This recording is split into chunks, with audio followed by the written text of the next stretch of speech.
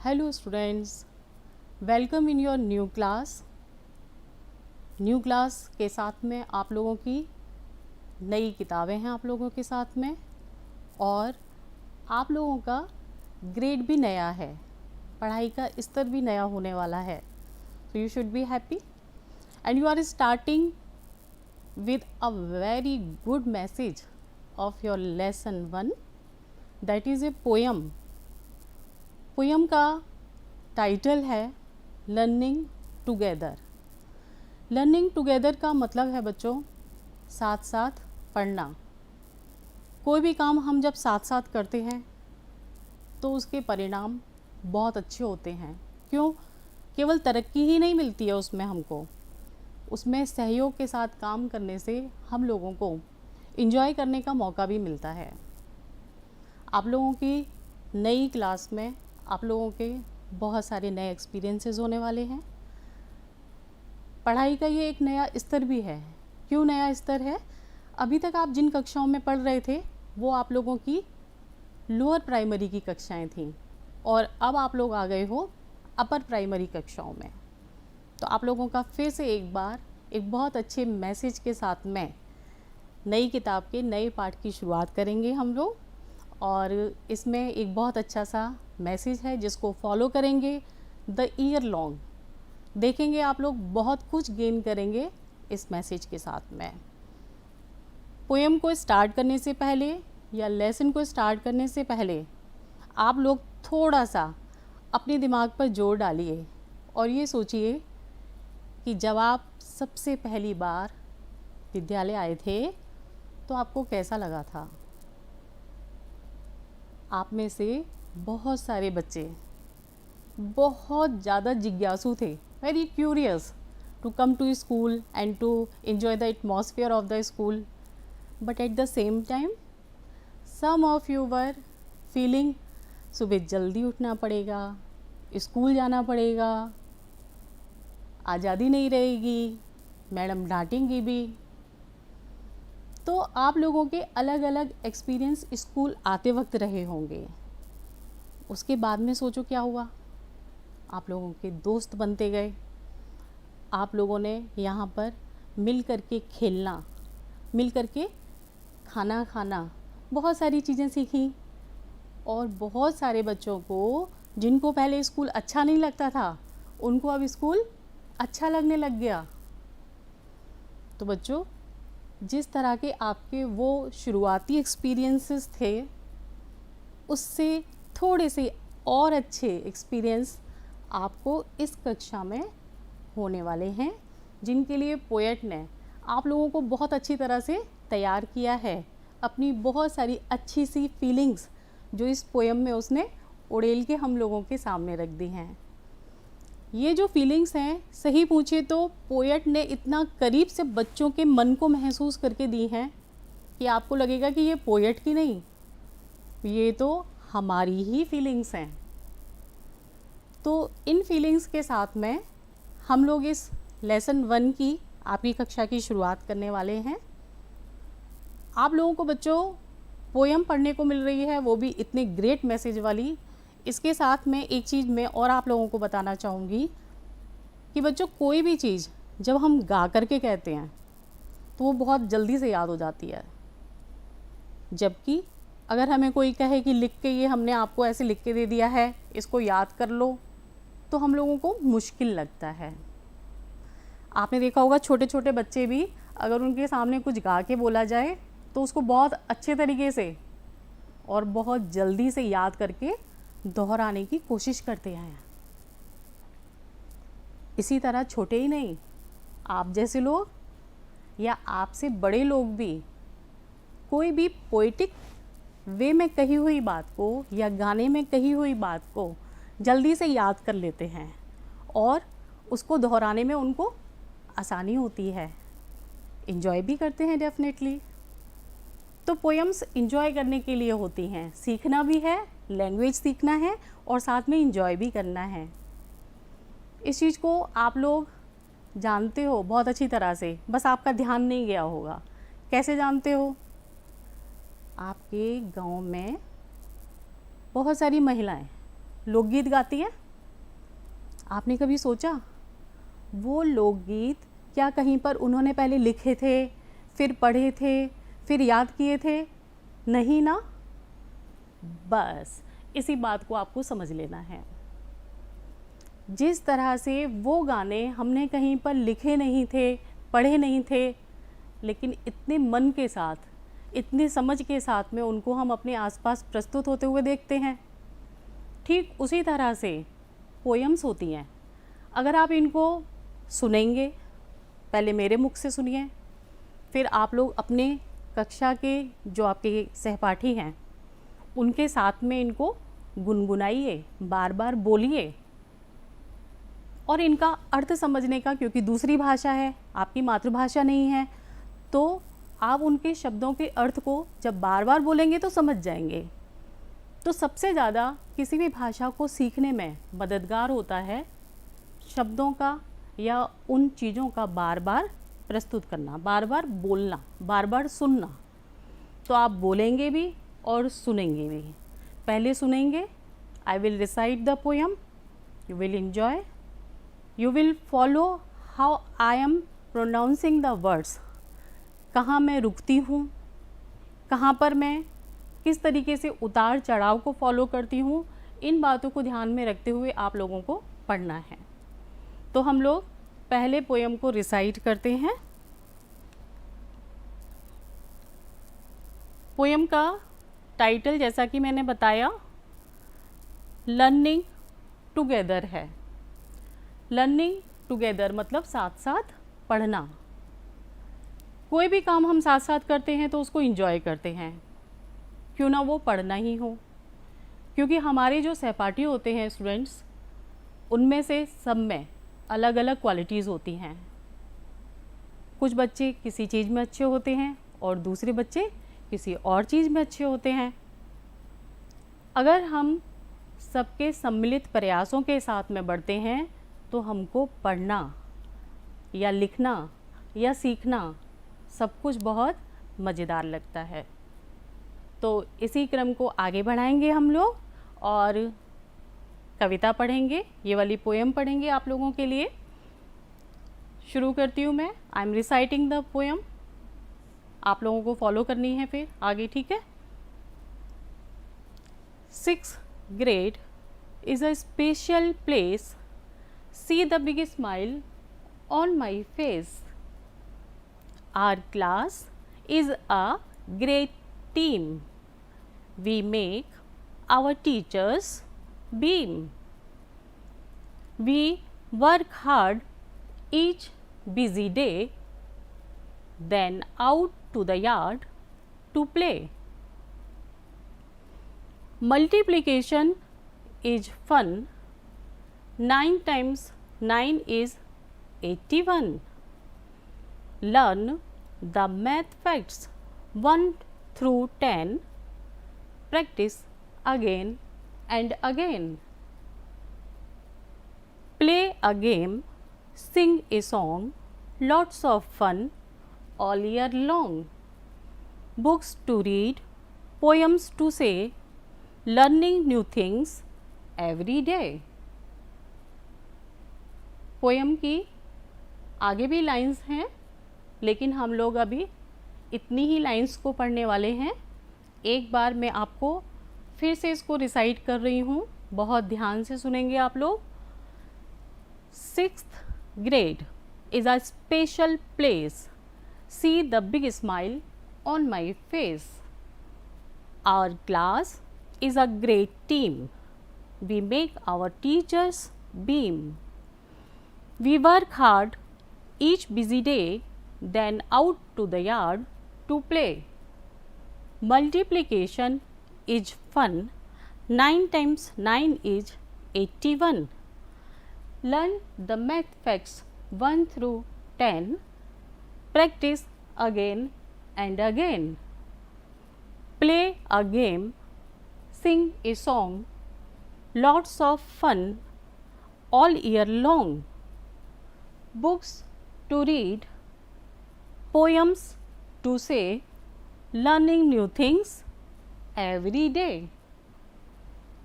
आप लोगों ने सुना मुझको, समझा भी होगा कि किस तरह से हमें पोएम्स की लाइन को रिसाइट करना है, थोड़ा गाते हुए बोलना है। अब देखिए, आप लोगों को इसका पोएम का मीनिंग भी बहुत अच्छी तरह से समझ में आ जाए, इसके लिए हम करते हैं इसके डिफ़िकल्ट वर्ड्स का हिंदी में अर्थ। तो आप लोगों को शुरू करती हूँ मैं। यहाँ सबसे पहला शब्द आ रहा है सिक्स। सिक्स का मतलब होता है छठा। अब ये छठा शब्द क्या है? आप लोग छः तो जानते हैं, पर छः में और छठा में फ़र्क करना है हमको। कैसे? जब हम 1 2 3 4 इस तरह बोलते हैं तो बच्चों ये होते हैं हमारे कार्डिनल्स, नंबर नेम्स। और जब इसी व्यवस्था में या इसी क्रम में चीज़ें होती हैं तो उनको बोला जाता है फर्स्ट पर, एक पर, नंबर 1 पर अगर कोई चीज़ है तो उसको फर्स्ट बोला जाएगा, 2 पर कोई चीज़ है तो उसको सेकंड बोला जाएगा। इसी तरह से उसके बाद वाली चीज़ को थर्ड, उसके भी बाद वाली चीज़ को फोर्थ, और उसके भी बाद वाली चीज़ को फिफ्थ, और फिर उस क्रम में आगे बढ़ते हुए आएगा 6। तो 6 ग्रेड, छठी कक्षा या स्तर। ग्रेड से मतलब स्तर। स्पेशल बहुत सुना हुआ शब्द है आप लोगों का। हाँ, ये एक अलग बात है, रोज़ बोलते भी होंगे दिन में 10 बार, लेकिन हम ध्यान नहीं देते हैं कि हम जो शब्द दिन भर बोलते हैं या अक्सर हम सुनते हैं वो यहाँ पर लिखा हुआ भी है। भाषा सीखने की स्टूडेंट्स, जो हमारी कमजोरी है ना, उसको हमें यहीं पर दूर करना है कि बहुत सारे शब्द हमारी अंग्रेजी भाषा के ऐसे होते हैं जिनको हम लोग बहुत सुनते हैं। मार्केट में जाएं या कहीं पर बोर्ड वगैरह में देखें तो हम उनको पढ़ते हुए नज़रअंदाज भी करते हैं, लेकिन नज़रअंदाज करते हैं, बस उसी चीज़ को हमें अवॉइड करना है। भाषा सीखना आसान हो जाएगा। तो स्पेशल क्या है? आप लोग सब जानते हो, आप लोग भी सब स्पेशल हो। देखा, स्पेशल कहते ही एक मुस्कुराहट की लकीर आप लोगों के चेहरे पर आ गई, जैसे 6 क्लास में एंट्री के साथ में आई थी। तो स्पेशल का मतलब आप लोग सब जानते हैं, खास। जब कोई बात होती है कहते हैं हाँ स्पेशल गिफ्ट है ना मेरे लिए, बस वही स्पेशल है ये, जिसका मतलब है खास। अगला शब्द है स्माइल। स्माइल का मतलब हमारे चेहरे पर एक भावना, एक एक्सप्रेशन। स्माइल ये भी बहुत ही आपका परिचित शब्द हो चुका है, क्योंकि आप लोग मोबाइल पे बहुत स्माइलीज भेजते हो, तरह तरह के चेहरे के एक्सप्रेशंस वाले आप अपने मित्रों को फॉरवर्ड करते रहते हो। स्माइल का मतलब हो गया मुस्कान। इसके बाद ग्रेट टीम। ग्रेट, आप तो बहुत ग्रेट हो, अच्छी तरह बोलते होगे लेकिन शायद पहचानते नहीं हो उस शब्द को भी। तो बच्चों यही बात हमें सीखनी है कि जो भी हमारे पहचान वाले शब्द हैं, जिनको हम सुनने में पहचानते हैं, बोल भी लेते हैं, उनको हमें लिखने में भी पहचानना सीख लेना है। ग्रेट टीम, एक बड़ा समूह, महान समूह। अगला शब्द देखिए बीम। बीम का मतलब खुश। अगला शब्द यार्ड। यार्ड का मतलब है मैदान। इसके बाद मल्टीप्लिकेशन। मल्टीप्लिकेशन थोड़ा बड़ा शब्द है, इसको आप टुकड़ों में कर लीजिए थोड़ा, तब पढ़ना आसान हो जाएगा आप लोगों के लिए। तो पहले हम पढ़ेंगे मल्टीप्लिकेशन।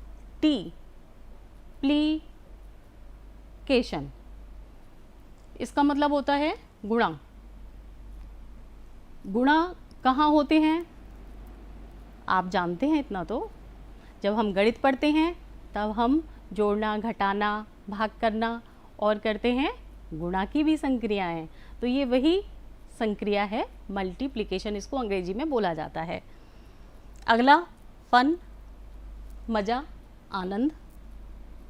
81 संख्या का नाम है।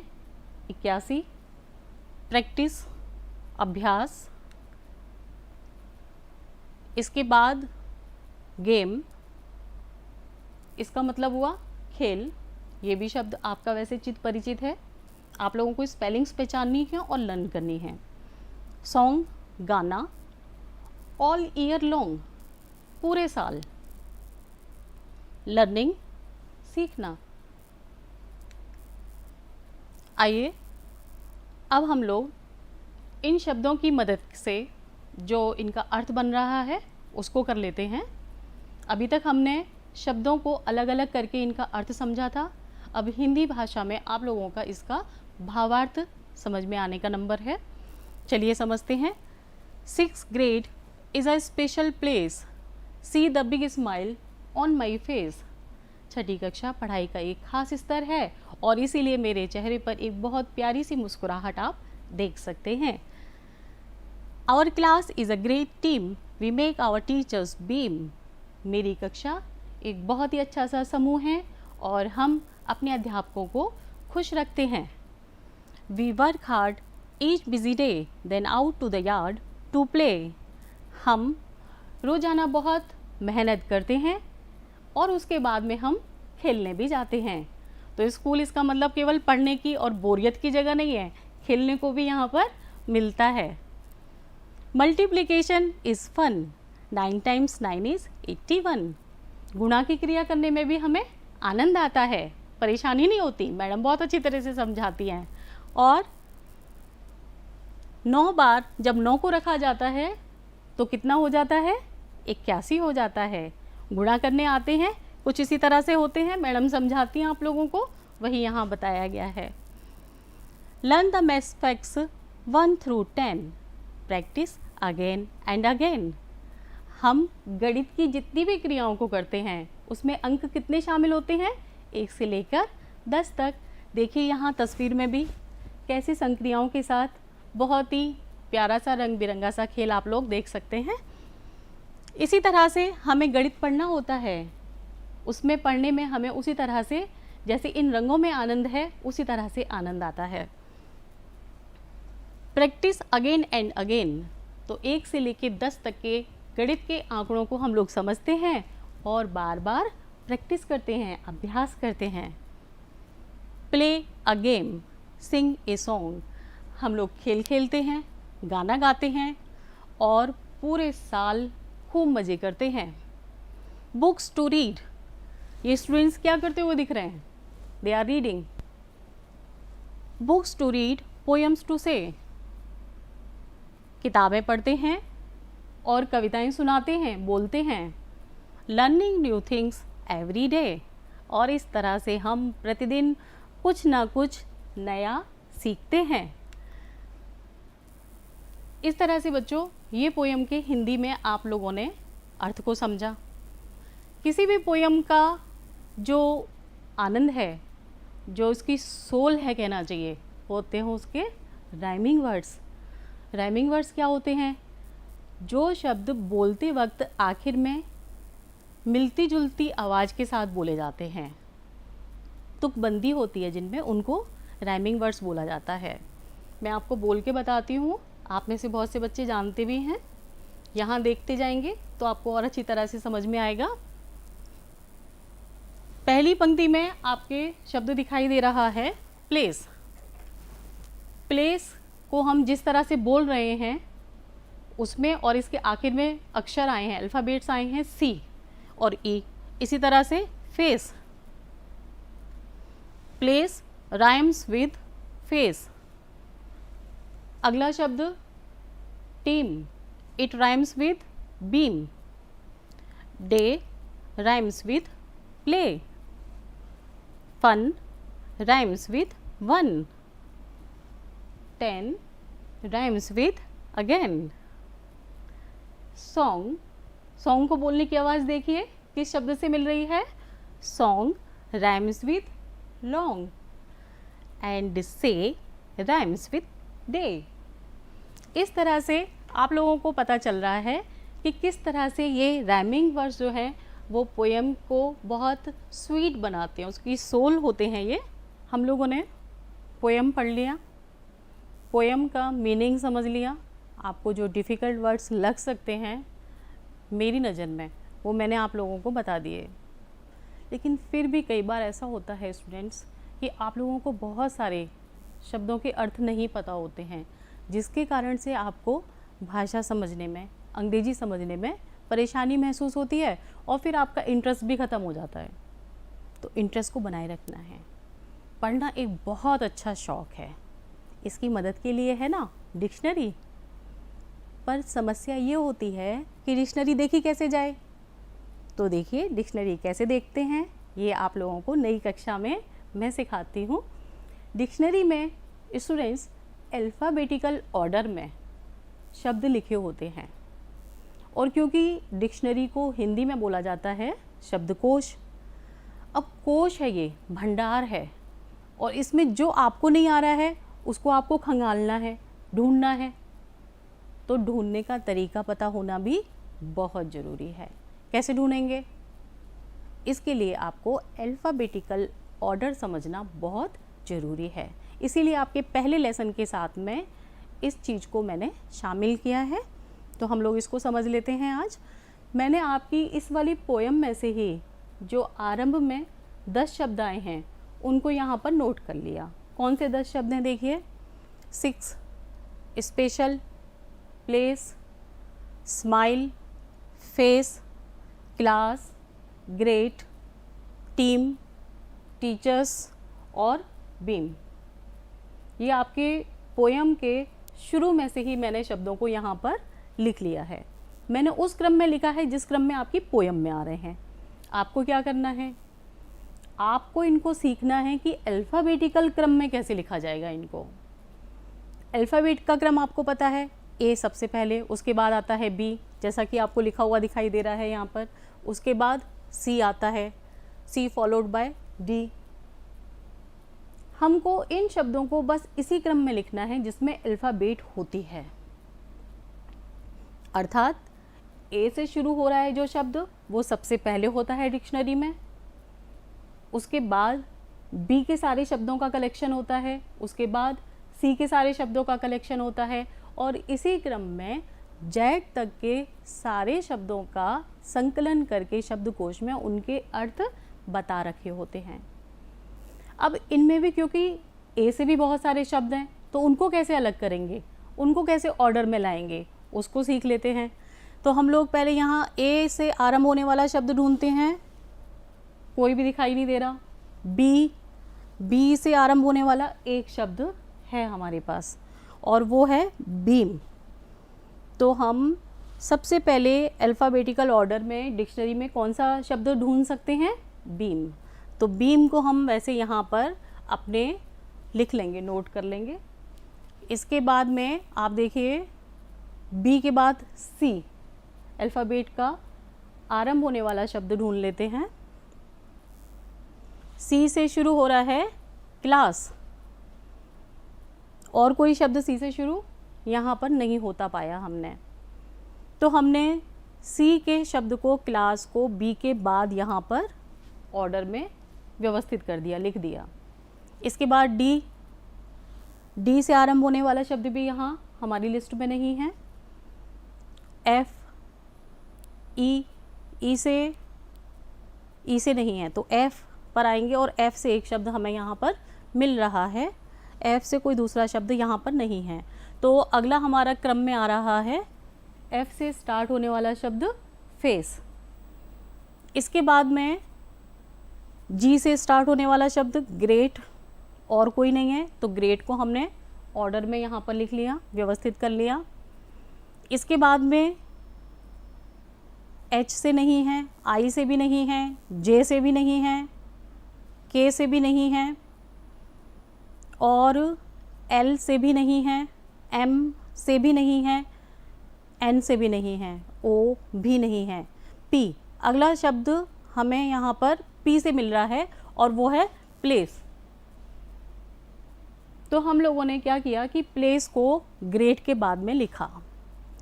अब पी के बाद में क्यू से भी नहीं है यहाँ, आर से शुरू होने वाला शब्द भी नहीं है, एस से शुरू होने वाला शब्द 6 पहले नंबर पे लिखा हुआ है। लेकिन एस से यहाँ पर शुरू होने वाले शब्द एक नहीं अधिक हैं। अब इनमें से किसको पहले लिखेंगे आप? इधर जहाँ पे ये ऑर्डर बना रहे हैं। इसको समझने के लिए ही हमने ये टेबल बनाई हुई है, जिसका आपके मन में बहुत देर से ये प्रश्न हो रहा होगा कि ये क्यों बनाई है। इसमें हमें क्या करना है कि पहले अल्फ़ाबेट के तुरंत बाद दूसरे नंबर पर जो अल्फ़ाबेट है उसको कंसीडर करना होता है, उसके बाद वाले को और फिर उसके बाद वाले को। इस तरह के क्रम में ही डिक्शनरी में शब्दों को व्यवस्थित किया गया होता है और उन्हीं की सहायता से हमें अपने जो ढूंढना वाला शब्द है, जो संबंधित शब्द है, उसका अर्थ ढूंढ पाना, उसको चिन्हित करना आसान हो जाता है। तो यहाँ पर हम लोग ये देखेंगे कि किस तरह से हमने एस के तीनों शब्दों को व्यवस्थित करना है। एस में दूसरे नंबर पे आई है, इस वाले में, इसमें पी है और इसमें एम है। तो अब आप ये देखो कि इन तीनों में से आई पहले आता है या पी पहले आता है या एम पहले आता है? आई पहले आता है। तो एस के बाद आई जिस शब्द में आया है उसको हम सबसे पहले क्रम में रख लेंगे। तो 6 शब्द प्लेस के बाद आ जाएगा। इसके बाद रह गया पी और एम, तो एम पहले आता है पी से। अब इस्माइल को हम यहाँ पहले व्यवस्थित करेंगे। इसके बाद तीसरा शब्द बचा एस का स्पेशल, उसको हम यहाँ लिख लेंगे। एस के बाद टी से स्टार्ट होने वाले शब्द देखते हैं, वो भी 2 मिल रहे हैं हम लोगों को, टीम और टीचर। अब यहाँ पर भी समझने की बात है, दोनों का दूसरा अल्फ़ाबेट, तीसरा alphabet, they are same. What we have to do now? अब हमें फोर्थ को कंसीडर करना है। कैसे? देखिए, यहाँ पर फोर्थ पर सी है और यहाँ फोर्थ पर एम है। तो सी पहले आता है या एम पहले आता है? सी पहले आता है। इसीलिए हम सी फोर्थ स्थान पे जिसमें लिखा हुआ है उसको पहले लिख लेंगे, यानी टीचर को हम पहले रखेंगे और उसके तुरंत बाद हम टीम को। इस तरह से अल्फ़ाबेटिकल ऑर्डर में आप लोगों को किस तरह से शब्द व्यवस्थित होते हैं ये समझ में आ गया। जैसे आपने व्यवस्थित किए हैं वैसे ही शब्दकोश में आपके व्यवस्थित मिलते हैं। आपको कोश में भटकना नहीं पड़ेगा, ढूंढना नहीं पड़ेगा। शब्दों के अर्थों को समझने के लिए डिक्शनरी की मदद लेना आसान हो जाएगा। इस चीज़ को सीखने के बाद आइए अब हम आगे बढ़ते हैं। ये चीज़ भी आप लोगों की मैंने शुरू में बताई थी, एक बार इसको और अच्छी तरह से समझाने के लिए देखिए। यहाँ पर मैंने लिखा हुआ है नंबर 1 का ऑर्डिनल शब्द फर्स्ट, उसके बाद वाला सेकंड, इसी तरह का फॉलोअप होता जाएगा। और 3 नंबर पे ये कार्डिनल्स हैं और इनके सामने जो लिखा हुआ है वो इनका ऑर्डिनल है, इनका व्यवस्था का क्रम है। तो इस तरह से हमने ये भी सीखा। अब आप लोगों को पोएम समझ में आ गई होगी। कुछ काम दिया जाए आप लोगों को क्या करना है, घर पे जाके खूब अच्छी तरह से पोएम को पढ़ना है, बार बार रिसाइट करके, थोड़ा गा के, और अपनी फीलिंग्स को, right your own feelings about your new class. आपकी 6ठी क्लास नई क्लास है ना, इसके बारे में आप लोगों को अपनी फीलिंग्स को थोड़ा अपने शब्दों में लिखने की कोशिश करनी है। शब्द टूटे फूटे हों, सेंटेंस थोड़े टूटे फूटे हों, चलेगा, but you have to do. Each and every student of my class have to this exercise. ये आप लोगों को सबको करना है ये काम। इसके बाद में आपको टीम में काम करने के फ़ायदों को अपने दोस्तों के साथ भी डिस्कस करना है, पहले के एक्सपीरियंस के बारे में भी बातचीत करनी है।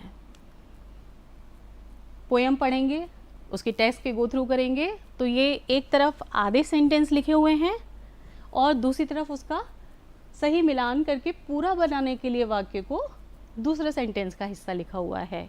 कैसे मिलाएंगे इसको, एक मैंने आपको मदद करने के लिए, उदाहरण समझाने के लिए किया हुआ है।